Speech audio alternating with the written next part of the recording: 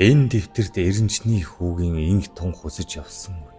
Эдэлсэн зовлон ханилсан нөхөд ээгүрт хадаглагдан үлдсэн байна. Анхных нь хуудсанд аавын минь зураг, арынх нь хуудсанд ээжийн минь хүрэг. Дахиад эргүүлвэл миний өөрийн 15 та үеийн хүрэг байна.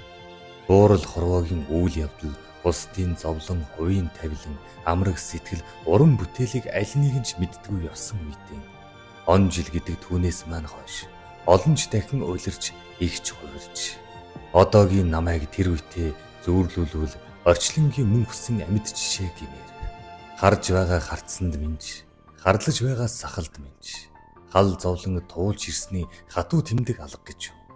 Ээдэ амьдрал гэдэг ер нь эрээн цоохор чулуу шиг юм. Эдлэх үйл явах явдал гэдэг ч эрэггүй тэнгис шиг юм. Анхан би залуу насныхан алтан бусхыг алхаж явах цагт сэтгэл зүрх минь гал дүш шиг халж сэрүүн тундрын алмаз адил хатуурсан юм. Явн явсаар олон чимийг үзлээ. Ядрал гуниг бас хагцл байдгийг ч мэдлээ. Янаг сайхан бүсгийг олж явлаа, оргичж явлаа. Ядуу хөрхи зүрхэмж уян зөөлөн боллоо. Өнөөдөр аз жаргал, амттд цэнгэл, өвчтний өрөөний гадна талд үлдээ.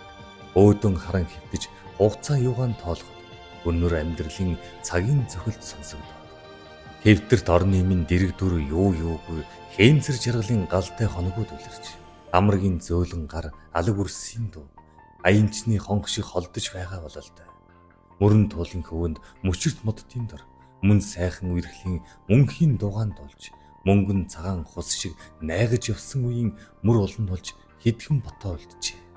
Ахаад би тэгж аргиж наргин зугаалах. Англ тэр үе шиг аз жаргалаар гялбах.